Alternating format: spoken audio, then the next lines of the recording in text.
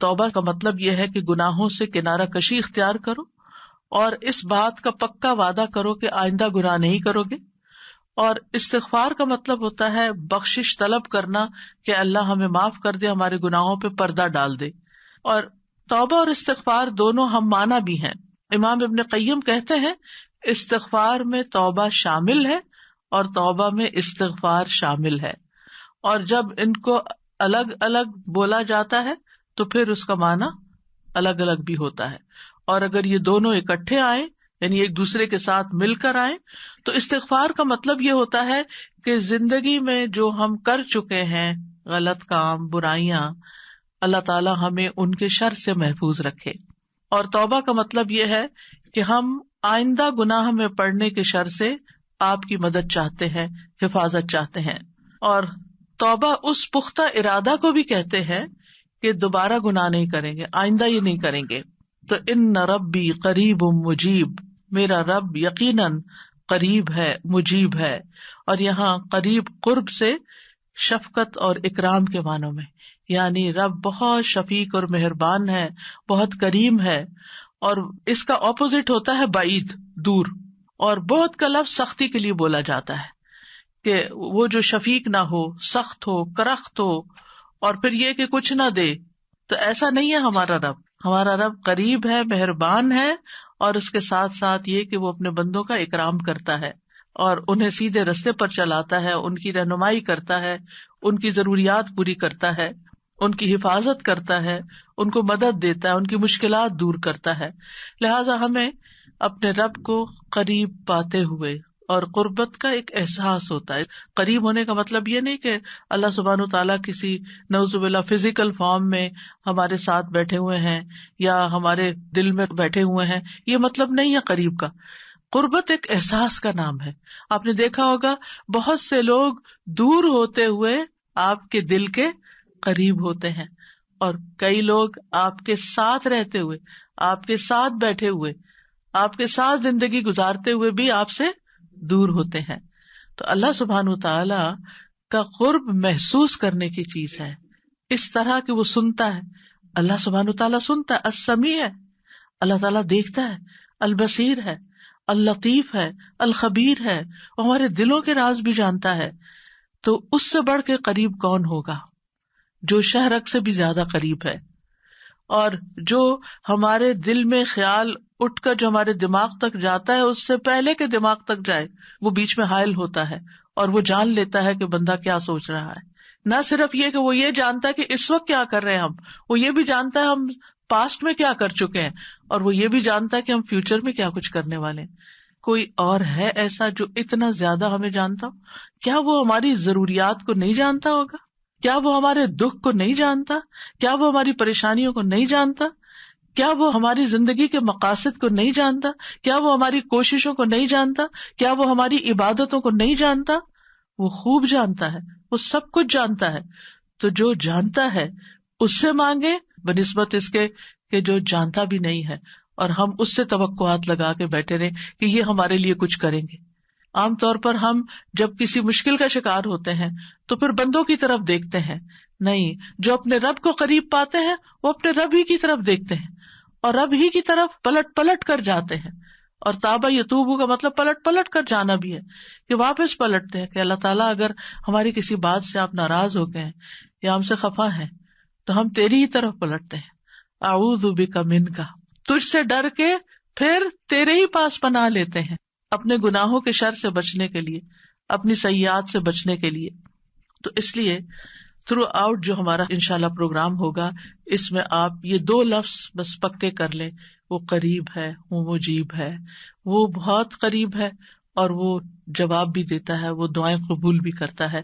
اس لیے اس رمضان میں خوب خوب دعائیں کرنی ہے. اور ویسے بھی آپ دیکھیں کہ دعا افضل ترین عبادت ہے. الدعاء مخ العبادہ، عبادت کا جوہر ہے، عبادت کی ٹاپ پر ہے. تو رمضان کا مہینہ عبادت کے لیے، لہٰذا اس عبادت میں دعاؤں کا ایک خاص حصہ ہونا چاہیے. دعا ہے کیا؟ دعا کا لفظ عربی زبان میں دال عین واو سے مل کر بنا ہے. دعا یدعو دعاء و دعوتن، یہ 2 مصدر ہیں اس سے. اور دعا کا لفظی معنی ہوتا ہے کسی کو آواز اور کلام کے ساتھ مائل کرنا، پکارنا، یعنی آواز بھی دینا، اس سے بات بھی کرنا اور اس کو اپنی طرف متوجہ کرنا. ایک ہوتا کسی سے بات کرنا لیکن اس میں مقصد یہ نہیں ہوتا کہ میری طرف متوجہ ہو. مثلا میں آپ سے بات کر رہی ہوں اس وقت، تو مجھے آپ سے یہ ایکسپیکٹیشن نہیں کہ آپ میری طرف متوجہ ہو کہ میری کوئی مدد کریں. لیکن دعا میں جب انسان پکارتا ہے تو اس کا مطلب ہوتا ہے کہ دوسرا متوجہ ہو اور جس مقصد کے لیے اس کو پکارا جا رہا ہے وہ مقصد بھی پورا ہو جائے. عربی میں کہتے ہیں دعوت اللہ، میں نے اللہ کو پکارا، یعنی میں نے سوال کرتے ہوئے، اللہ تعالی کی طرف عاجزی کرتے ہوئے، جو خیر ہے اس کے پاس اس میں رغبت رکھی اور اس رغبت کو طلب کرنے کے لیے اس کو پکارا، یعنی اس رغبت کے ساتھ اس کو پکارا. قرآن مجید میں دعا کا لفظ مختلف معنوں میں استعمال ہوا ہے. نمبر 1، دعا بمعنی ندا، آواز دینے کے معنوں میں. دعا کا مطلب کیا؟ آواز دینا. جیسے سورۃ آل عمران میں آتا ہے فَقُلْ تَعَالَوْا نَدْعُ أَبْنَاءَنَا وَأَبْنَاءَكُمْ وَنِسَاءَنَا وَنِسَاءَكُمْ وَأَنفُسَنَا وَأَنفُسَكُمْ. تو آپ کہہ دیجئے کہ آؤ ہم اپنے اور تمہارے بیٹوں کو اور اپنی اور تمہاری عورتوں کو بلا لیں، پکار لیں، یعنی تم بھی ان کو بلا لو، ہم بھی بلا لیتے. تو بلانے کے معنوں میں استعمال ہوتا ہے. تو عربی زبان میں دعا اور ندا یہ دو لفظ مترادف بھی ہیں، ایک دوسرے سے ملتے جلتے ہیں، سینونیمز ہیں، ایک جگہ پر اکٹھے بھی استعمال ہوئے ہیں. الا دعاء و نداء، کہ پکار اور آواز کے سوا کچھ نہیں سنتا. پھر اسی طرح دعا بمعنی طلب کرنا، کسی چیز کی ڈیمانڈ کرنا. قرآن مجید میں آتا ہے وَلَا تَزِرُ وَازِرَةٌ وِزْرَ أُخْرَى وَإِن تَدْعُ مُثْقَلَةٌ إِلَىٰ حِمْلِهَا لَا يُحْمَلْ مِنْهُ شَيْءٌ وَلَوْ كَانَ ذَا قُرْبَىٰ. اور کوئی بھی بوجھ اٹھانے والا کسی دوسرے کے گناہوں کا بوجھ نہ اٹھائے گا. یہ کب کی بات ہے؟ قیامت کے دن. اور کوئی بوجھ سے لدا ہوا شخص اپنا بوجھ اٹھانے کے لیے کسی کو بلائے گا، اس کو پکارے گا، وَإِن تَدْعُ، تو وہ اس میں سے کچھ بھی نہیں اٹھا سکے گا، کوئی مدد نہیں کرے گا قیامت کے دن، اگرچہ وہ قریبی رشتہ دار ہی کیوں نہ ہو. تو کسی کو مدد کے لیے بلانا، آؤ میرا سامان اٹھاؤ، میرا بوجھ اٹھاؤ، اس کے لیے بھی لفظ دعا جس میں ایک طلب پائی جاتی ہے استعمال ہوتا ہے. اسی طرح دعا کا لفظ بمعنی قول، بات کے بھی استعمال ہوتا ہے. قرآن مجید میں آتا ہے فما کان دعواہم اذ جاءہم بأسنا الا ان قالوا انا كنا ظالمین. جب ان کے پاس ہمارا عذاب آیا تو ان کا قول اس کے سوا کچھ نہ تھا کہ وہ کہنے لگے بے شک ہم ہی ظالم تھے. تو یہاں پر قول یا بات کے معنوں میں آیا ہے. پھر اسی طرح دعا کا لفظ عبادت کے معنوں میں بھی آتا ہے. سورۃ کہف میں نوجوانوں کا جو قصہ آتا ہے جس میں وہ اب ایمان کو بچانے کے لیے غار کی طرف جا رہے تھے، تو اللہ تعالیٰ نے ان کے بارے میں فرمایا وَرَبَطْنَا عَلَىٰ قُلُوبِهِمْ إِذْ قَامُوا فَقَالُوا رَبُّنَا رَبُّ السَّمَاوَاتِ وَالْأَرْضِ لَن نَّدْعُوَ مِن دُونِهِ إِلَٰهًا لَقَدْ قُلْنَا إِذًا شَطَطًا. اور ہم نے ان کے دلوں کو مضبوط کر دیا جب وہ اٹھ کھڑے ہوئے تو کہنے لگے ہمارا رب تو آسمانوں اور زمین کا رب ہے، ہم ہرگز اس کے سوا کسی الہ کو نہیں پکاریں گے، یعنی اس کی عبادت نہیں کریں گے. اور اگر ہم ایسا کریں تو یقیناً ہم نے ناانصافی کی بات کی. تو دعا بمعنی عبادت. پھر اسی طرح پانچواں معنی قرآن مجید میں دعا بمعنی فریاد کرنا، طلب کرنا، فریاد کرنا. اور اس میں وَإِن كُنتُمْ فِي رَيْبٍ مِّمَّا نَزَّلْنَا عَلَىٰ عَبْدِنَا فَأْتُوا بِسُورَةٍ مِّن مِّثْلِهِ وَادْعُوا شُهَدَاءَكُمْ. اگر تمہیں اس قرآن میں شک ہے جو ہم نے اپنے بندے پر نازل فرمایا تو اسی طرح کی ایک سورت تم بھی بنا لاؤ اور اللہ کے سوا اپنے گواہوں مددگاروں کو بھی بلا لو. فریاد کرو کہ وہ آئے اور تمہاری مدد کریں، یعنی مدد کے لیے پکارنا، یہ معنی ہے. پھر اسی طرح دعا بمعنی کسی چیز کی ترغیب دینا، یعنی کسی چیز کی طرف دعوت دینا. نوح علیہ السلام نے اپنی قوم کو پکارا تھا قال رب انی دعوت قومی لیلا ونہارا. اس نے کہا ہے میرے رب بے شک میں نے اپنی قوم کو رات اور دن پکارا، ان کو دعوت دیتا رہا دین کی طرف، اپنے رب کی طرف. اور اس میں معنی عبادت کا بھی ہے کہ اللہ کی عبادت کرو، تو عبادت کی دعوت میں ان کو دیتا رہا. پھر اسی طرح دعا بمعنی منسوب کرنا، نسبت دینا. ادعوہم لآبائہم، ان بچوں کو ان کے حقیقی باپوں کی نسبت سے پکارو. یعنی ادعوہم کا مطلب ہے کہ ان کو اپنے باپوں کی طرف ہی منسوب کرو، جن کے وہ بچے ہیں باپ کا نام نہیں بدلو. اور 8واں معنی ہے سوال کرنا، دعا بمعنی سوال.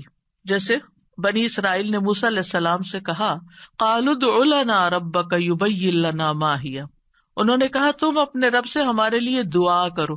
تو یہ جو دعا ہے یہ بمعنی سوال ہے، یعنی مانگو کہ وہ ہمارے لیے بیان کر دے کہ وہ گائے کس طرح کی ہو. تو قرآن مجید میں یہ دعا کا لفظ مختلف معنوں میں استعمال ہوا ہے، لیکن دعا کا عمومی شرعی معنی کیا ہے؟ اللہ کی بارگاہ میں عاجزی کے ساتھ سوال کرنا اور اللہ کے پاس جو خیر ہے اس میں راغب ہونا، رغبت رکھنا. اللہ کی بارگاہ میں اللہ کے حضور عاجزی کے ساتھ سوال کرنا، چیخ چلا کے نہیں بلکہ بہت ہمبل طریقے سے، اور جو خیر اللہ کے پاس ہے اس میں رغبت رکھنا، اس کا شوق رکھنا. طیبی کہتے ہیں اس سے مراد ہے اللہ کی بارگاہ میں انتہا درجے کی عاجزی، انکساری اور محتاجگی ظاہر کرنا. جیسے موسیٰ علیہ السلام نے دعا کیا کی تھی، رب انی لما انزلت الی من خیر فقیر، اپنے فقر، اپنی محتاجی، اپنی ضرورت کا اظہار کیا تھا. انی لما انزلت الی من خیر فقیر. امام ابن قیم کہتے ہیں اس سے مراد ہے ایسی چیز کو طلب کرنا جو دعا کرنے والے کو فائدہ دے، یعنی فائدے کی چیز حاصل کرنے کے لیے سوال کرنا، اور ایسی چیز کو دور کرنے کے لیے طلب رکھنا جو اس کو نقصان دیتی ہو. تو پھر دو طرح سے دعا کرتا ہے انسان، کچھ فائدے کی چیزیں مانگتا ہے اور کچھ نقصان والی چیزوں کو دور کرنے کے لیے اللہ سے درخواست کرتا ہے. ہماری شریعت میں دعا کی دو بڑی اقسام ہیں، ایک ہے دعائے عبادت اور ایک ہے دعائے مسئلہ. دعائے عبادت کیا ہے؟ اس سے مراد ہے کہ انسان اللہ سے ثواب کی امید رکھتے ہوئے، اس کے عذاب سے ڈرتے ہوئے اس کی عبادت کرے، اس میں سوال نہیں ہے. تو عربی میں دعا بمعنی عبادت بھی استعمال ہوتا ہے، آتا نا وقال ربکم ادعونی استجب لکم ان الذین یستکبرون عن عبادتی سیدخلون جہنم داخرین. اس میں دعا کے دونوں معنی آ گئے. اور تمہارے رب نے فرمایا کہ مجھ سے دعا کرو میں تمہاری دعا قبول کروں گا، یہ تو سوال ہو گیا. اور دوسرا، بے شک وہ لوگ جو میری عبادت سے تکبر کرتے ہیں عنقریب و ذلیل و خوار ہو کر جہنم میں داخل ہوں گے. تو یہاں عبادت کا معنی بھی آ گیا عبادت کے لفظ کے ساتھ، یعنی دعا ایک طرح سے عبادت ہے. تو دعائے عبادت کیا ہے کہ انسان اللہ سے ثواب کی امید رکھتے ہوئے، اس کے عذاب سے ڈرتے ہوئے اللہ کی عبادت کرے، جیسے نماز پڑھے، روزہ رکھے، قرآن کی قرأت کرے، تسبیح کرے، صدقہ کرے، اللہ کی طرف لوگوں کو دعوت دے، تعلیم کا کام کرے. تو انسان ان میں سے جو بھی عبادت کا کام کرے گا وہ دراصل اللہ کی طرف راغب ہوگا، کیونکہ دعا میں رغبت پائی جاتی ہے.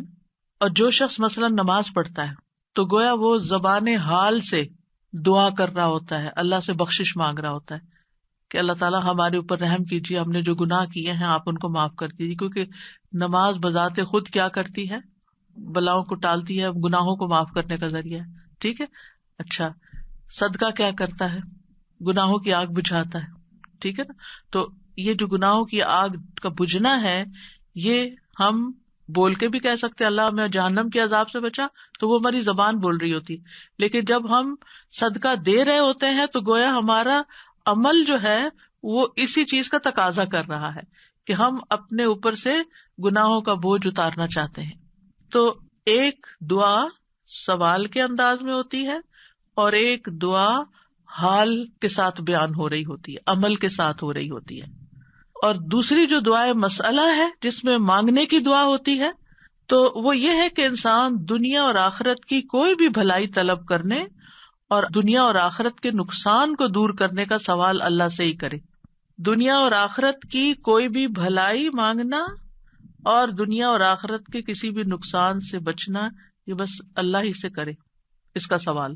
یہ دعائے مسئلہ ہے، یعنی سوال کرنے والی، یعنی وہ دعا جس میں ہم سوال کرتے ہیں. کن چیزوں کا سوال کرتے ہیں؟ دنیا اور آخرت دونوں. آخرت نہیں بھولنی، ربنا آتنا فی الدنیا حسنۃ وفی الآخرۃ حسنۃ وقنا عذاب النار. تو دنیا اور آخرت کی حسنہ مانگنا اور دنیا اور آخرت کے عذاب سے، مصیبت سے بچنا. وقنا عذاب النار، سب سے بڑی مصیبت تو آگ ہے نا، یعنی اس کی کوئی تکلیف انسان کو پہنچے. نبی صلی اللہ علیہ وسلم نے فرمایا دعا عبادت ہے. قال الدعاء هو العبادۃ قال ربکم ادعونی استجب لکم. تمہارے رب کا فرمان ہے میں پکارنے والے کی دعا قبول کرتا ہوں جب وہ مجھے پکارتا ہے. تو دعا جو ہے یہ عبادت کی اقسام میں سے سب سے عظیم قسم ہے. امام خطابی اپنی کتاب شأن الدعاء میں کہتے ہیں اس حدیث کی وضاحت کرتے ہوئے الدعاء هو العبادہ، وہ کہتے ہیں کہ دعا عبادت کا ایک بڑا حصہ ہے یا سب سے افضل عبادت ہے. جیسے کہ لوگ کہتے ہیں لوگ بنو تمیم ہیں اور مال اونٹ ہیں، یعنی لوگوں کو دیکھنا تو بنو تمیم کو دیکھو، مطلب سب لوگوں سے افضل ہیں. نبی صلی اللہ علیہ وسلم اسی سے تھے نا، اور ان کی تعداد بھی زیادہ تھی. اور اسی طرح عربوں کے ہاں مال کی سب سے بڑی قسم اونٹ ہوا کرتے تھے. وہ کہتے مال تو اصل میں اونٹ ہے اور لوگ تو بنو تمیم ہی ہے. تو اسی طرح کہا گیا دعا تو عبادت ہی ہے. الدعاء هو العبادہ، دعا ہی عبادت ہے. الحج عرفہ، اس کا یہ مطلب ہے کہ صرف عرفہ میں جاؤ، یہ نہیں.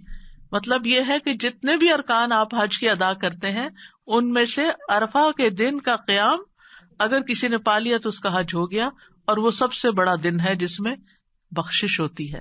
تو یہ عربوں کے کہنے کا ایک انداز بھی ہے نا، اور مراد اس سے کیا ہے کہ دعا سب سے افضل عبادت ہے اور ساری اطاعتوں اور ساری بندگیوں کا مغز ہے کہ انسان اپنی ہر پریشانی اور ہر ضرورت میں اللہ کی طرف متوجہ ہو جائے. یہ ہے اصل مقصد. اگر کسی مشکل میں پڑ گیا ہے تو اس مشکل کے دور ہونے کے لیے بس اللہ ہی کی طرف رجوع کرے اور اسی کا انتظار کرے کہ وہی کاٹے گا. لوگوں سے توقعات ہٹا لے. اس کا یہ مطلب نہیں کہ ہم لوگوں سے ہیلپ لے نہیں سکتے، آپ لوگوں سے ہیلپ لے سکتے ہیں، آپ ان کو بتا سکتے ہیں کہ آپ کس مشکل میں اور اس کا حل کیا ہے، لیکن ان سے توقع نہ رکھے کہ یہ میری مشکل حل کر دیں گے. مثلا آپ کو کوئی پرابلم ہوئی ہے، آپ کسی سے مشورہ کرنا چاہتے ہیں، آپ کسی سے کاؤنسلنگ لینا چاہتے ہیں، آپ ضرور لیں، لیکن یہ توقع نہ رکھیں کہ یہ آپ کا مسئلہ حل کر دے گا یا بس یہی آپ کے لیے سب کچھ ہو گیا. اس کو اللہ سبحانہ وتعالیٰ سے آگے نہ رکھیں. کہتے ہیں نا ہمت مردہ مدد خدا. ہمت آپ نے کرنی ہے، کوشش آپ نے کرنی، مدد اللہ نے کرنی ہے. دعا کی بھی ہمت ہوتی ہے اور دعا کے لیے بھی ایک ایفرٹ لگانی پڑتی ہے اور اس کے لیے یکسو ہونا پڑتا ہے. خصوصاً آپ دیکھیں کہ جب کسی بڑی پریشانی کے نتیجے میں انسان کے ہوش اڑ جاتے ہیں، اوسان خطا ہو جاتے ہیں، اس کو کچھ سمجھ نہیں آتی، تو ایسی صورت میں انسان اپنے خیالات کو مجتمع کر کے، فوکس کر کے، پوری توجہ کے ساتھ اللہ کی طرف جب متوجہ ہوتا ہے تو یہ ہے اصل میں دعا کی روح. اور نہ صرف یہ کہ بڑی مشکلات میں بلکہ چھوٹی چھوٹی ضروریات میں بھی اللہ کی طرف رغبت کرنی چاہیے. دعا کی ضرورت کیوں ہے ہماری زندگی میں؟ کیونکہ ہم اللہ کے محتاج ہیں. بادشاہ وہی ہے، ہم فقیر ہیں. یا ایھا الناس انتم الفقراء الی اللہ، اے لوگو تم سب اللہ کے محتاج ہو. کوئی بھی انڈیپینڈنٹ نہیں، کوئی بھی یہ نہیں کہہ سکتا کہ میں اپنے سب کام خود ہی کر سکتا ہوں. واللہ هو الغنی الحمید، اور اللہ سب سے بے پرواہ ہے اور تعریف کے لائق ہے. بندوں میں سے کوئی بھی بے پرواہ نہیں ہو سکتا، ہم سب محتاج ہیں. دوسری بات، اللہ سارے خزانوں کا مالک ہے. وَإِن مِّن شَيْءٍ إِلَّا عِندَنَا خَزَائِنُهُ، کوئی چیز ایسی نہیں، وَإِن مِّن شَيْءٍ إِلَّا عِندَنَا خَزَائِنُهُ، کہ جس کے خزانے ہمارے پاس نہ ہوں. آپ کوئی چیز آرڈر کرنا چاہتے ہیں تو پتہ چلتا ہے وہ تو ہے ہی نہیں، ختم ہو گئی، اسٹاک ختم، آؤٹ آف اسٹاک. بڑی سے بڑی کمپنی، بڑے سے بڑے ریسورسز رکھنے والے انسانوں سے جب آپ مانگتے ہیں تو آپ دیکھیں کیا ہوتا ہے کہ انسان بعض اوقات وہ اوپر جا کے اتنی نیچے گرتے ہیں کہ پائی پائی کے محتاج ہو جاتے ہیں. ایسی مثالیں آپ نے بھی دیکھی ہوں گی، سنی بھی ہوں گی کہ کہاں ان کے پاس بہت کچھ تھا اور کہاں وہ زیرو پہ آ گئے. اللہ تعالیٰ ایسا نہیں ہے، ہمیشہ سے ہے اس کے پاس اور ہمیشہ رہے گا. ساری مخلوق اگر کسی میدان میں جمع ہو کر سب کچھ مانگے تو بھی اللہ تعالیٰ کے خزانوں میں اتنی کمی نہیں آتی جتنی ایک سوئی کو سمندر میں ڈبو کے نکالا جائے تو پانی جو سوئی کے ساتھ لگتا ہے اتنی بھی کمی نہیں ہوتی. وہ جتنا چاہے خرچ کرتا رہے، جتنا چاہے وہ بندوں کو دیتا رہے، پھر بھی اس کے ہاتھ بھرے رہتے ہیں، ان میں کوئی کمی نہیں ہوتی. ایک اور آیت میں آتا ہے سورۃ المنافقون میں، وَلِلَّهِ خَزَائِنُ السَّمَاوَاتِ وَالْأَرْضِ، آسمانوں اور زمین کے خزانے اللہ کے پاس ہیں. پھر کیا کرنا چاہیے؟ اس کے پاس جانا چاہیے جس کے پاس کوئی خزانہ نہیں ہے، اس کے پاس جو سارے خزانوں کا مالک. مشکل یہ ہے کہ ہمارے مانگنے میں کمی ہوتی ہے، دیر ہوتی ہے. وہ سب کچھ دے سکتا ہے، سب کچھ ہے اس کے پاس. You name it. آپ گھر جا کے بیٹھیں، غور کریں نماز کے بعد، کسی اور خاموشی تنہائی کے وقت، مجھے کیا چاہیے، مجھے کیا مسئلہ ہے، مجھے کیا پرابلم ہے، میری کیا پریشانی ہے، کیا اللہ کے پاس اس کا حل ہے؟ یقیناً ہے، وہ کر سکتا ہے، بالکل کر سکتا ہے. پھر مجھے کیا کرنا چاہیے؟ اسی سے مانگنا چاہیے، اس سے گڑ گڑا کے مانگنا چاہیے، اس سے اپنی محتاجی اور اپنی بیچارگی کا اظہار کر کے مانگنا چاہیے. امن یجیب المضطر اذا دعاہ ویکشف السوء. اللہ تعالیٰ آپ سے پوچھتے ہیں کون ہے جو بے قرار کی، مضطر، بے قرار، بے چین انسان کی بات سنتا، اس کو جواب دیتا. امن یجیب المضطر اذا دعاہ، جب بھی وہ اس کو پکارتا ہے. ویکشف السوء، اور وہ تکلیف کو دور بھی کرتا ہے. ایسا نہیں کہ وہ صرف سن رہا ہے، اس نے وہ تکلیف دور بھی کر دینی ہے. اور آپ کہیں گے بس اتنی سی بات تھی، میں اس کو اتنا پہاڑ بنائے ہوئی تھی، اپنی زندگی کا بہت بڑا مسئلہ بنائے ہوئے تھی، اور اللہ تعالیٰ کے لیے بس اتنی سی بات تھی. میرے مانگنے میں کمی تھی، اس کے پاس نہیں کمی. ہماری دعا میں کمی ہے، ہمارے اخلاص میں کمی ہے، اس کے دینے میں کمی نہیں ہے. اس طرح پکارا کرے نا کہ اللہ تعالیٰ آپ تو دے کر کسی کمی کا شکار نہیں ہوتے، لیکن میری کمی پوری ہو جائے گی. پھر آپ دیکھیں ہر بھلائی دینے اور ہر تکلیف دور کرنے پہ قادر ہے. سورۃ الانعام میں آتا ہے وَإِن يَمْسَسْكَ اللَّهُ بِضُرٍّ فَلَا كَاشِفَ لَهُ إِلَّا هُوَ وَإِن يَمْسَسْكَ بِخَيْرٍ فَهُوَ عَلَى كُلِّ شَيْءٍ قَدِيرٌ. اگر اللہ تجھے کوئی تکلیف پہنچائے تو اس کے سوا کوئی دور کرنے والا نہیں، اور اگر وہ تجھے کوئی بھلائی پہنچائے تو وہ ہر چیز پر پوری طرح قادر ہے. وہ سب کچھ کر سکتا ہے، وہ قادر ہے. نہ آپ کی کوئی خیر اور بھلائی کو لے جا سکتا ہے، کیونکہ عام طور پہ ہم وہم کا شکار رہتے ہیں کہ اگر میری اس نعمت کا کسی کو پتہ چل گیا تو پھر کیا ہوگا، شاید وہ نظر ہی لگ جائے اور نعمت چھین ہی جائے. ہر وقت اس وہم کا شکار رہنا دراصل اپنے آپ کو ٹارچر کرنا ہے. نہیں، وَإِن يَمْسَسْكَ بِخَيْرٍ، اگر اللہ نے آپ کو کوئی خیر دی ہے، فَهُوَ عَلَى كُلِّ شَيْءٍ قَدِيرٌ، وہ ہر چیز پہ قادر ہے، وہ آئندہ بھی دیے رکھے گا. اس نے اس لیے تھوڑی دی ہے کہ بس ایک بندہ کوئی دیکھے اس چیز کو اور بس وہ واپس لے لے، وہ ایسا نہیں کرتا. ایک روایت میں آتا ہے کہ ایک شخص نے رسول اللہ صلی اللہ علیہ وسلم سے پوچھا، اے اللہ کے رسول، آپ کن چیزوں کی دعوت دیتے ہیں؟ یعنی آپ کی دعوت کیا ہے، آپ کیا بتاتے ہیں لوگوں کو، آپ کیا سکھاتے ہیں؟ آپ نے فرمایا، میں اس اللہ کی طرف دعوت دیتا ہوں جو اکیلا ہے، وہ اللہ کہ جب تم پر کوئی مصیبت آتی ہے اور تم اسے پکارتے ہو تو وہ تم سے تمہاری مصیبت دور کر دیتا ہے. یہ ہے اللہ کا تعارف. جب آپ کے بچے آپ سے پوچھیں اللہ کون ہے تو آپ کیا بتاتے ہیں؟ یہ بڑے بڑے لفظ بولتے ہیں نا. یہ دیکھیں یہاں پر کیا بولا گیا، اتنے سمپل. آپ بچے کو کہہ سکتے ہیں اللہ وہ ہے جو تمہیں کھانا دیتا ہے، اللہ وہ ہے جو تمہیں فلاں چیز دیتا ہے، تمہیں ماما بابا دیے ہیں. جو جو بچے کی ضرورت ہوتی ہے ایج کے حساب سے آپ اس اعتبار سے بچے کو اللہ کا تعارف کرا سکتے ہیں، ان چیزوں کے ساتھ جو نظر آتی ہیں اور جو اس کی پسند کی ہیں کہ وہ ہے اللہ. پھر آپ نے فرمایا کون ہے اللہ کہ جب تم کسی بیابان اور جنگل میں راستہ بھول جاؤ اور تم اس سے دعا کرو تو وہ تمہیں واپس پہنچا دیتا ہے. اور صرف جنگل بیابان نہیں، اب تو خیر GPS وغیرہ کی سہولت موجود ہے، اس کے باوجود بھول جاتے ہیں نا، اس کے باوجود غلط ٹرن لے لیتے ہیں، کبھی پہلے اور کبھی بعد میں. GPS فریز ہو جاتے ہیں، نیٹ چلا جاتا ہے، روڈ میپ ختم ہو جاتا ہے، کئی مسائل ہیں. تو کبھی بھی راستہ بھولیں تو ہم پہلی بات یہ سوچیں کہ اللہ سے دعا کرتے ہیں اللہ راستہ دکھا دے. راستہ بھولنے پر مجھے کبھی ٹینشن نہیں، میں ہمیشہ سوچتی ہوں اللہ پہنچا دے گا، ہو جائے گا، کوئی مسئلہ نہیں. اللہ کے تو علم ہے نا. میں تو کہتی ہوں کہ آپ کو پتا ہے نا کہاں ہے، بس وہاں لے جائیں. ہمیں نہیں پتا، آپ کو تو پتا ہے نا. تو جب آپ اللہ سے مانگتے ہیں، کبھی لاڈ پیار سے، کبھی اس کی کسی صفت کا واسطہ دے کر، کبھی اپنی عاجزی محتاجی ظاہر کر کے، تو وہ ضرور سنتا ہے. پھر فرمایا وہ ذات کہ جب تم قحط سالی میں مبتلا ہوتے ہو اور تم اس سے دعا کرتے ہو تو وہ تم پر پیداوار ظاہر کر دیتا ہے، یعنی تمہاری پیداوار اگا دیتا ہے زمین سے. یہ ہے اللہ، یہ اللہ کا تعارف. پھر آپ دیکھیے کہ ہم کیوں اللہ سے مانگے، کیونکہ زمین و آسمان کی ساری مخلوق اللہ ہی سے مانگتی ہے، تو ہم کیوں نہ مانگے. آپ غور کیجئے ذرا اس بات پر، یسألہ من فی السماوات والارض کل یوم ھو فی شأن، اسی سے مانگتا ہے جو کوئی آسمانوں اور زمین میں ہے، ہر دن وہ ایک نئی شان میں ہے، اسی سے مانگ رہا ہے.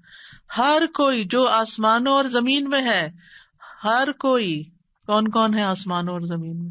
آسمانوں میں فرشتے ہیں جن کو ہم جانتے ہیں، زمین پر انسان اور جنات ہیں، اس کے علاوہ جو اور مخلوقات ہیں، وہ ساری مخلوق اللہ سے مانگ رہی ہے. اگر ساری مخلوق اللہ سے مانگتے اور ہم کسی اور سے مانگنا شروع کر دیں، غیر اللہ سے مانگیں، تو کتنی حماقت والی بات ہے نا. اللہ نے عقل اسی لیے دی تھی کہ ہم اللہ ہی کو نہ پہچانے. تو اللہ سبحانہ وتعالیٰ سے سوال کرنے کے اعتبار سے 4 طرح کے لوگ ہیں. امام ابن تیمیہ کہتے ہیں پس تمام آسمانوں اور زمین کے لوگ اللہ سے سوال کرتے ہیں تو ان کے 4 درجات بن جاتے ہیں.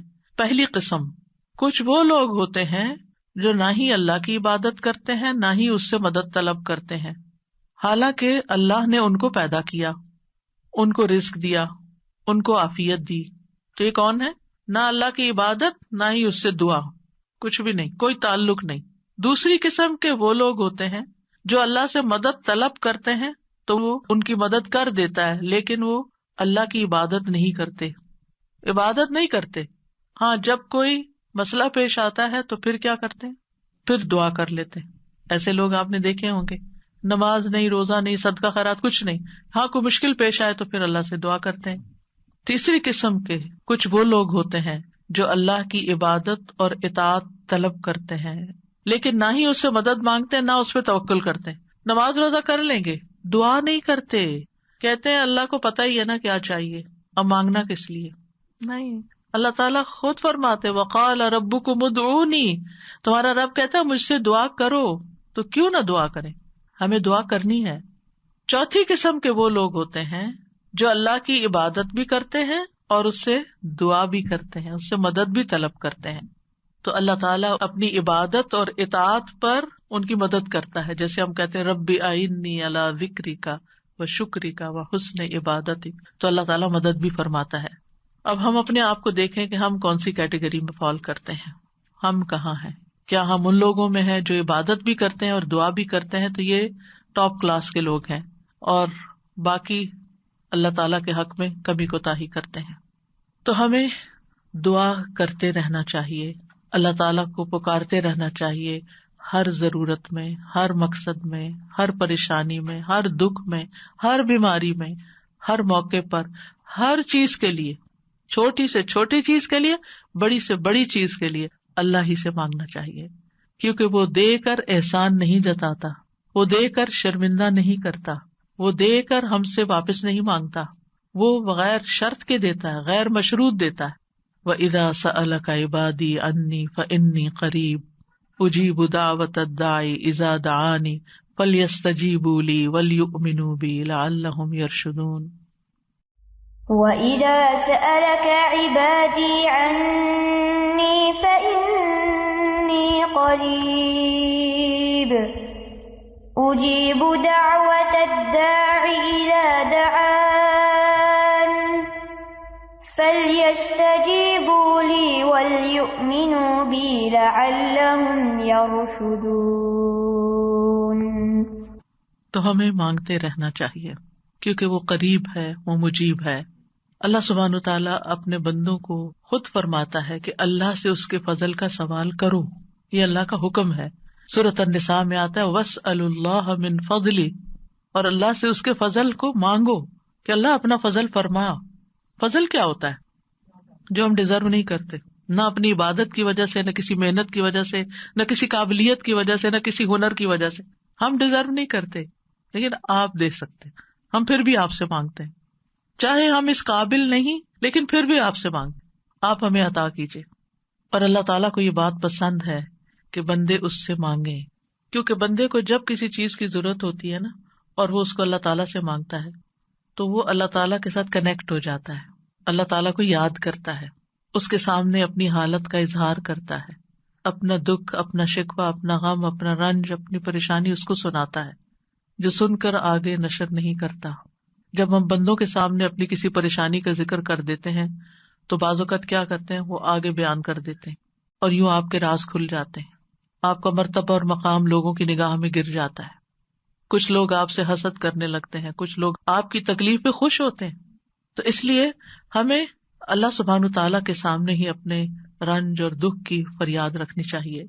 اللہ تعالیٰ اپنے بندوں کو ہر چیز کو اسی سے مانگنے کا حکم دیتا ہے. اب ہر چیز میں کیا ہے؟ صحیح مسلم کی روایت ہے، ابو ذر غفاری رضی اللہ عنہ کہتے ہیں کہ نبی صلی اللہ علیہ وسلم اپنے رب تبارک و تعالیٰ سے روایت کرتے ہیں کہ بے شک اللہ تعالیٰ فرماتا ہے، اے میرے بندو تم سب گمراہ ہو سوائے اس کے جسے میں ہدایت دوں، پس تم مجھ سے ہدایت مانگو میں تمہیں ہدایت دوں گا. نمبر 1 دعا کیا ہونی چاہیے؟ ہدایت کی. دن کی ہر رکعت میں ہم اہدنا الصراط المستقیم مانگتے ہیں. ہر کام میں ہمیں گائیڈنس چاہیے، ہمیں کلیرٹی چاہیے، چاہے دین کا کام ہو چاہے دنیا کا کام. ہر چیز میں ہمیں صحیح راستہ، صحیح اسٹریٹجیز اختیار کرنے کی ضرورت ہوتی ہے، تب وہ کام ہو پاتا ہے. اور اس طرح ساری کنفیوژن بھی دور ہو جاتی، ساری پریشانی بھی دور ہو جاتی کہ میں نے اللہ سے دعا کر لی، اللہ تعالیٰ آپ مجھے صحیح طریقہ بتا دے، مجھے اس کام کو کیسے لے کے چلنا ہے. تو ہر موڑ پر ہر کام میں ہمیں ہدایت کی ضرورت ہوتی ہے. تو اہدنا الصراط المستقیم. پھر فرمایا، اے میرے بندو تم سب بھوکے ہو سوائے اس کے جسے میں کھلاؤں، تو تم مجھ سے کھانا مانگو میں تمہیں کھانا کھلاؤں گا. سبحان اللہ. سب سے بڑی ضرورت ہدایت کے بعد انسان کی کیا ہے؟ کھانا، جو اس کو دن میں کئی بار کھانا پڑتا ہے. اور انسان سب سے زیادہ پریشان بھی اس کے لیے ہوتا ہے، اور مال کا سب سے بڑا حصہ بھی اسی پہ خرچ ہوتا ہے. یعنی دن میں اگر آپ دیکھیں تو آپ ہر روز اپنا لباس نہیں خریدتے، ہر روز آپ اپنی ٹوائلٹریز نہیں خریدتے، ہر روز اپنی اور چیزیں نہیں خریدتے، برتن نہیں خریدتے، کٹلری، جیولری، یہ سب روز تھوڑی خریدا جاتا ہے. لیکن کھانا تو ڈیلی چاہیے، کھانا تو ڈیلی کنزیوم کرنا ہے، تو اس سے مانگو. اور خاص طور پر اگر کچھ خاص کھانے کو دل چاہتا ہے وہ بھی اس سے مانگو. نیوٹریشیس چاہیے، ہولسم چاہیے، صحت مند چاہیے، کیونکہ ساری بیماریاں ہی کھانے سے پیدا ہوتی ہیں. یعنی کھانا مانگو، صرف یہ نہیں کہ ہے نہیں، بلکہ اچھا کھانا مانگو تو اللہ تعالیٰ کھلائے گا. اے میرے بندو تم سب برہنہ ہو سوائے اس کے جسے میں لباس پہناؤں، تو تم مجھ سے لباس مانگو میں تمہیں لباس پہناؤں گا. بعض اوقات انسان کو کوئی خاص چیز پہننے کو دل چاہتا ہے، مانگے اللہ سے، اللہ دے گا. اے میرے بندو تم سب دن رات گناہ کرتے ہو اور میں سارے گناہوں کو بخش دیتا ہوں، تم مجھ سے بخشش مانگو میں تمہیں بخش دوں گا. کیوں اپنے اوپر بوجھ لیے پھرتے ہو؟ کتنے گناہ کر لیے، بہت لیٹ کر دیا، پتہ نہیں اب میری معافی ہوگی یا نہیں، اب میں کیا کروں؟ وہ معاف کر دے گا، مانگ کر تو دیکھو. اے میرے بندو اگر تمہارے اولین و آخرین اور جن و انس ایک صاف چٹیل میدان میں کھڑے ہو کر مجھ سے مانگنے لگیں اور میں ہر ایک کو جو مجھ سے مانگ رہا ہے وہ سب کچھ دے دوں جو وہ مانگ رہا ہے، تو میرے خزانوں میں کوئی کمی نہیں ہوگی مگر جتنی سمندر میں سوئی ڈال کر نکالنے سے کمی آتی، کچھ کمی نہیں. مانگو، اس کا تو کچھ نہیں بگڑتا، اس کا تو کچھ کم نہیں ہوتا. نبی صلی اللہ علیہ وسلم نے بھی اللہ سے مانگنے کا حکم دیا ہے. عبداللہ بن عباس کہتے ہیں ایک دن وہ رسول اللہ صلی اللہ علیہ وسلم کے پیچھے سوار تھے تو رسول اللہ صلی اللہ علیہ وسلم نے ان سے فرمایا، اے لڑکے میں تجھے چند کلمات سکھا رہا ہوں، احفظ اللہ یحفظک، تم اللہ کے احکام کی حفاظت کرو اللہ تمہاری حفاظت کرے گا. احفظ اللہ تجدہ تجاہک، اللہ کی حفاظت کرو یعنی اللہ تعالیٰ کے احکامات کی، تم اسے اپنے سامنے پاؤ گے، قریب پاؤ گے. اذا سألت فاسأل اللہ، جب تمہیں مانگنا ہو اللہ سے مانگو، جب تمہیں مانگنا ہو، کچھ بھی مانگنا ہو. وَإِذَا اسْتَعَنْتَ فَاسْتَعِنْ بِاللَّهِ، اور جب مدد چاہیے اللہ سے مدد مانگو، کسی بھی طرح کی مدد. یعنی مدد صرف مالی مدد نہیں ہوتی، یا مدد صرف ان چیزوں کی نہیں ہوتی اوپر جن چیزوں کا ذکر ہوا ہے، مدد تو ہمیں ہر کام میں چاہیے ہوتی.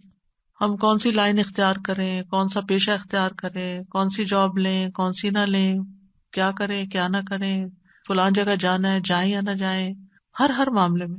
اور یہ جو ہمیں استخارہ سکھا دیا گیا تو یہ بھی تو یہی ہے. اور اس استخارے میں بھی آپ دیکھیے، اذا سألک عبادی انی فانی قریب اجیب دعوت الداعی اذا دعانی، تو اس میں بھی آپ دیکھیں بیچ میں واسطہ نہیں رہا نا. تو ہم کسی سے نہیں کہہ سکتے آپ میرا استخارہ کریں، آپ اپنے لیے خود ہی خیر مانگے. آپ صلی اللہ علیہ وسلم نے عبداللہ بن عباس سے کہا، جان رکھو اگر ساری دنیا مل کر بھی تمہیں نفع پہنچانا چاہے تو تمہیں نفع نہیں پہنچا سکتی سوائے اس کے جو اللہ نے تمہارے لیے لکھ دیا، اور اگر وہ سارے مل کر تمہیں کوئی نقصان دینا چاہیں نقصان نہیں دے سکتے سوائے اس کے جو اللہ نے تمہارے لیے لکھ دیا۔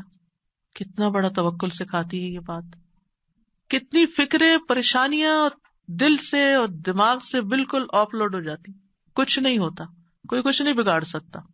ہم ڈرتے رہتے ہیں نا، کبھی فیوچر سے ڈرتے ہیں، کبھی لوگوں سے ڈرتے ہیں، کبھی کسی بیماری سے ڈرتے ہیں، کبھی بھوک فقر و فاقہ سے ڈرتے ہیں، کبھی اپنے اولاد کے بارے میں ڈر رہے ہوتے ہیں، فکر کر رہے ہوتے ہیں ان کا کیا بنے گا، ان کے ایمان کا کیا ہوگا، ان کے کھانے پینے کا کیا ہوگا، ان کے رہنے کا کیا، یہی فکریں تو ہیں ہماری جن میں ہم ڈوبے رہتے ہیں۔ اللہ نے ہمیں صرف ان فکروں کے لیے تھوڑی بھیجا ہے، ہمیں تو اللہ نے اپنی عبادت کے لیے بھیجا تھا، اللہ نے ہمیں بڑے کام کرنے کے لیے بھیجا، ہم نے اپنے آپ کو چھوٹی چھوٹی چیزوں میں الجھا کر بیمار کر لیا اور انہی کے اندر ہی گھومتے رہے اور انہی کی فکر کرتے رہے اور انہی کے بوجھ تلے دبے رہے، جبکہ ہمیں تو کنتم خیر امت اخرجت للناس، تم بہترین امت ہو، تمہیں تو انسانیت کے لیے پیدا کیا گیا تھا، تمہیں تو اوروں کے لیے پیدا کیا گیا تھا کہ تم خود بھی ہدایت پر اور انہیں بھی اللہ کی طرف بلاؤ، اور تم صرف اپنی ہی ذات میں کھو گئے اور صرف اپنے ہی غم لے کر بیٹھ گئے اور صرف اپنی ہی پریشانیوں میں دن رات رہے۔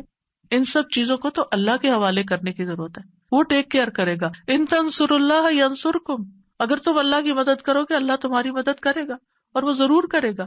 تم اوروں کی فکر کرو، اللہ تمہاری کرے گا۔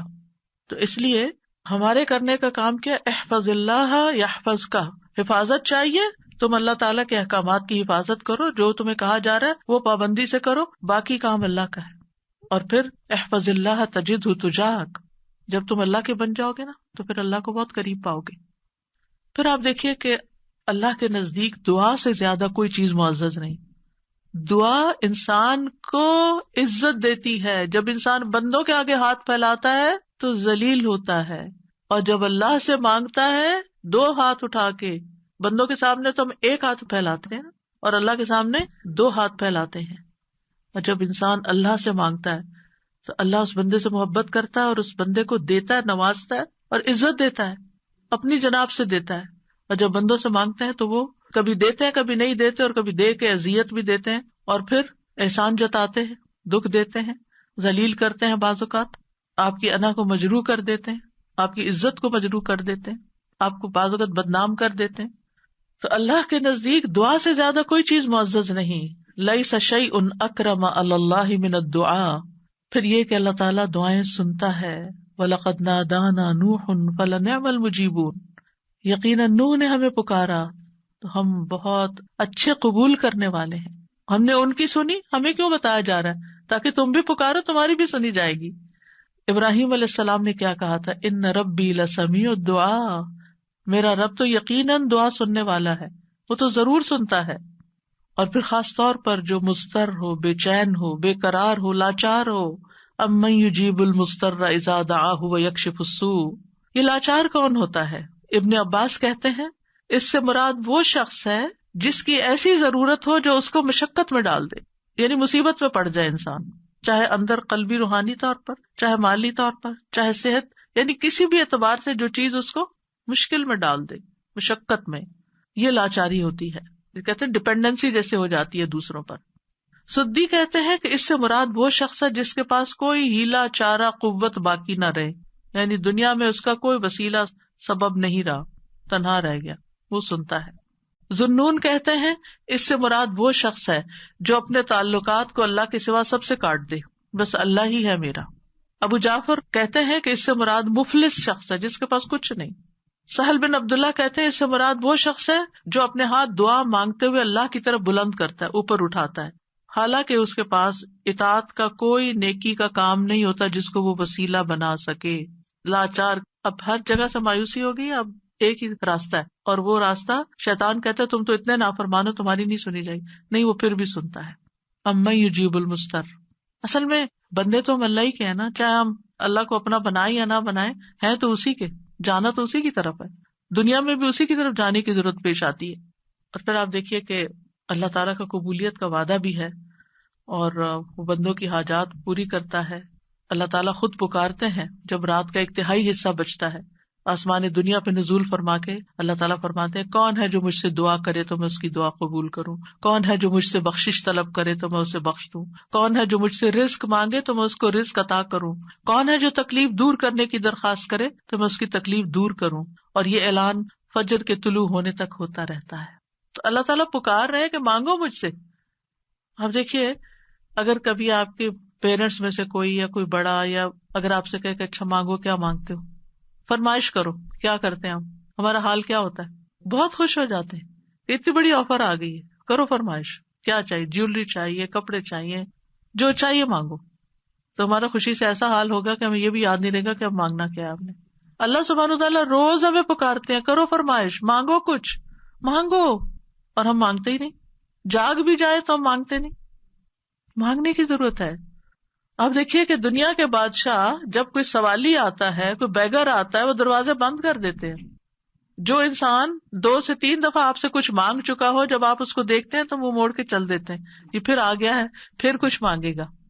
کیا اللہ تعالیٰ بھی ایسا کرتا ہے؟ 100 بار آئے آپ اس کے پاس، 100 بار عطا کرے گا. وہ اپنا دروازہ بند نہیں کرتا، وہ اپنی دولت نہیں چھپاتا. وہ تمہارے لیے ہر روز رات کو دروازہ کھولتا ہے، آ جاؤ تم میری طرف، مانگو مجھ سے. امام ابن قیم کہتے ہیں اللہ جس کے ساتھ خیر کا ارادہ کرتا ہے اس کے لیے ذلت کا، عاجزی کا، اللہ کی بارگاہ میں پناہ پکڑنے اور محتاجی ظاہر کرنے کا دروازہ کھول دیتا ہے. یعنی اس کو دعا مانگنا آ جاتا ہے. اور جس کو دعا کی توفیق مل گئی اس کو ہر خیر مل گئی. تو اصل چیز یہ ہے کہ دعا کی توفیق ہو جائے، دعا مانگنا شروع کر دیں. اب دیکھیے کہ اس نیت سے بھی یہ پروگرام رکھا گیا تھا کہ ہم روز دعا کے بارے میں کچھ سنیں، پھر دعا کے مطلب کو سمجھیں، دعا کرتے رہے تاکہ ہمیں دعا مانگنا آ جائے. یعنی اس کا ہول سول گول ہے اس پروگرام کا وہ یہ کہ ہمیں دعائیں مانگنا آ جائے، ہم دعاؤں کے شوقین ہو جائیں، دعا مانگنے سے محبت کرنے لگے، دعاؤں کے اوپر یقین کرنے لگے کہ اللہ تعالیٰ سنتا اور ضرور سنے گا، اور ہمارے سارے بوجھ اتر جائیں اور ہم سارے اپنے معاملات اپنے رب کے سپرد کر دیں، اور ہم دنیا میں بھی ایک اچھی زندگی بسر کریں اور آخرت میں بھی. امام ابن تیمیہ کہتے ہیں جب اللہ کسی بندے کے ساتھ خیر کا ارادہ کرتا ہے تو اس کے دل میں دعا مانگنے اور اس سے مدد طلب کرنے کا الہام کر دیتا ہے کہ اللہ سے مانگو، اس کے دل میں ڈال دیتا ہے، اور اللہ اس کے مدد طلب کرنے اور اس کے دعا مانگنے کو اس کے لیے خیر کا ذریعہ بنا دیتے ہیں جس کے لیے اس نے مدد طلب کی ہوتی ہے، یعنی اس کا رستہ نکل آتا ہے. تو دعا مانگنے کے فائدے کیا ہیں؟ دعا ہر حال میں انسان کو فائدہ دیتی ہے. نمبر 1، دعا مانگ رہے ہوتے تو آپ عبادت کر رہے ہوتے ہیں، یہ اجر الگ لکھا جاتا ہے. اللہ تعالیٰ کی پسند کا کام کر رہے ہوتے ہیں، اللہ تعالیٰ سے کنیکٹڈ ہوتے ہیں، اور پھر یا تو دعا فوراً قبول ہو جاتی ہے، جو مانگا وہ اسی وقت مل جاتا ہے، یا پھر یہ کہ کوئی ایسی مصیبت ٹل جاتی ہے جو آنے والی تھی اور آپ کی اس دعا کی وجہ سے وہ مصیبت چلی گئی. رسول اللہ صلی اللہ علیہ وسلم نے فرمایا دعا فائدہ دیتی ہے اس کے بارے میں بھی جو کچھ نازل ہو چکا ہے اور اس کے بارے میں بھی جو نہیں اترا. بس اللہ کے بندو تم پر دعا کرنا لازم ہے. یعنی جو مصیبتیں آ گئی ہیں ان کو بھی دور کرے گی دعا، اور جو ابھی نہیں آئی اتر رہی ہیں ان کو بھی دور کر دے گی، آنے والی مشکلات کو بھی ہٹا دے گی. پھر یہ کہ اللہ تعالیٰ اپنے مانگنے والوں کو خالی ہاتھ نہیں لوٹاتا.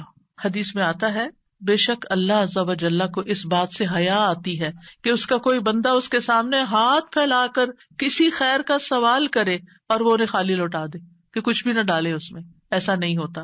انس رضی اللہ عنہ کہتے ہیں رسول اللہ صلی اللہ علیہ وسلم نے فرمایا بے شک اللہ بڑا رحیم ہے، بڑے کرم والا ہے.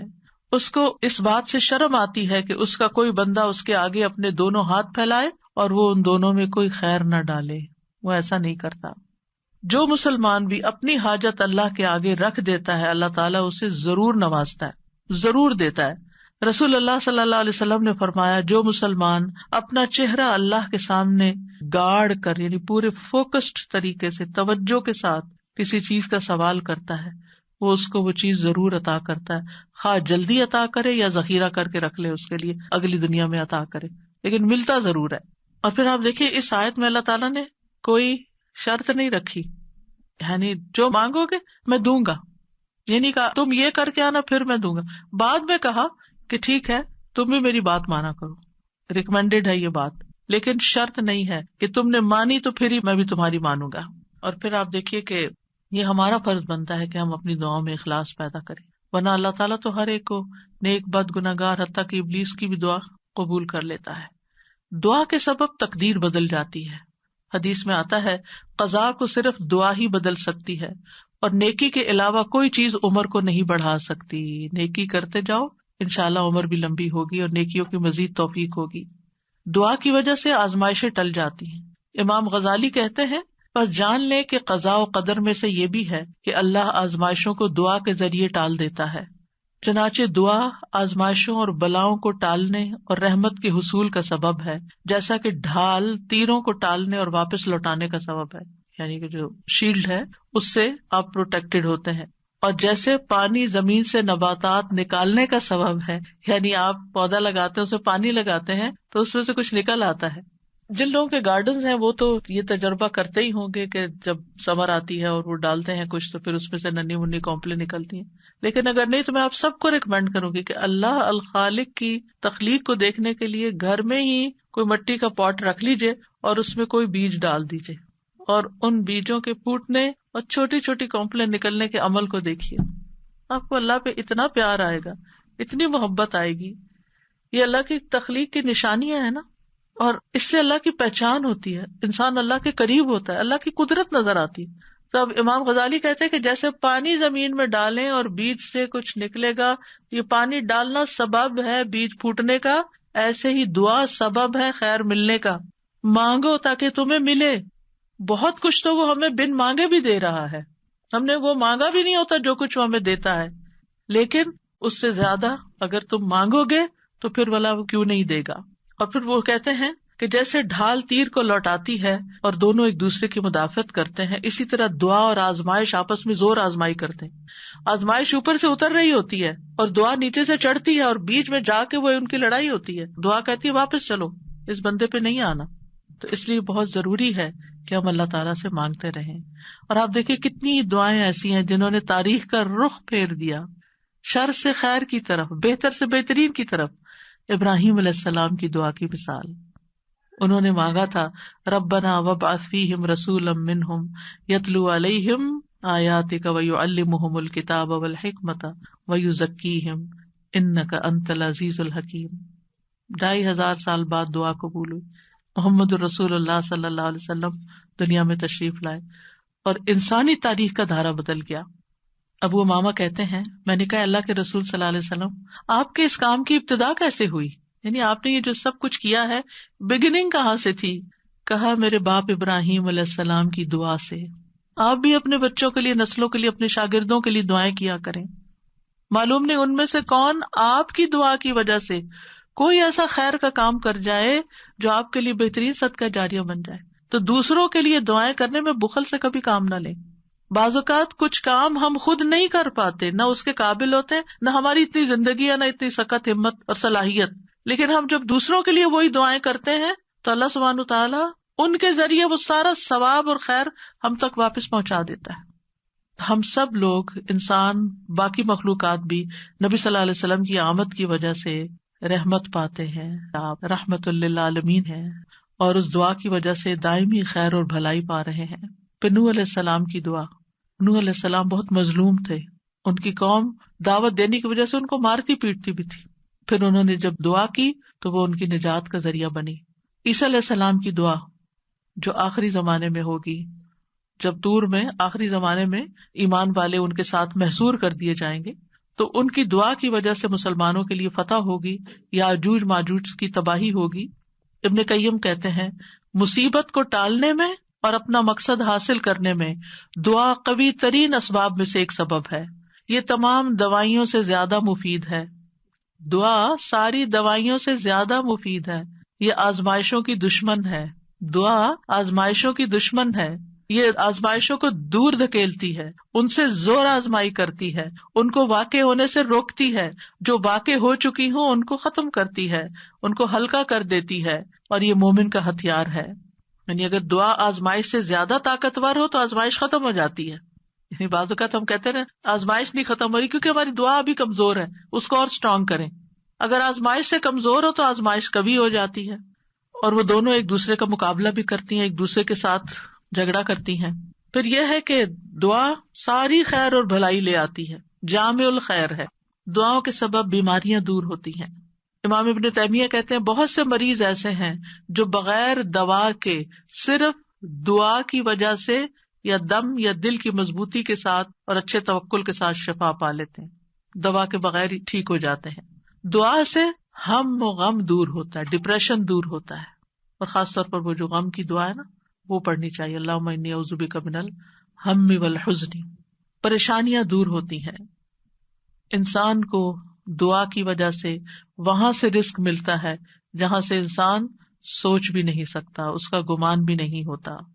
اللہ تعالیٰ کی ناراضگی دور ہوتی ہے, اور جو آدمی اللہ سے نہیں مانگتا اللہ اس سے ناراض ہوتا ہے. دعا سے بندے کو غیر اللہ کی محبت اور غلامی سے آزادی ملتی ہے, اللہ تعالیٰ کا قرب ملتا ہے, اور انسان کو مناجات کی لذت ملتی ہے. جب انسان اپنے رب سے باتیں کرتا ہے نا تو اس کی ایک اور ہی خوشی ہوتی ہے, اور انسان کو پھر وہ چیز ملنے سے زیادہ وہ دعا کرنے میں اور سرگوشیاں کرنے میں اور اللہ سے باتیں کرنے میں مزہ آنے لگتا ہے, گویا اس کو سب کچھ مل گیا. سلف صالحین اس بات کو بہت پسند کرتے تھے.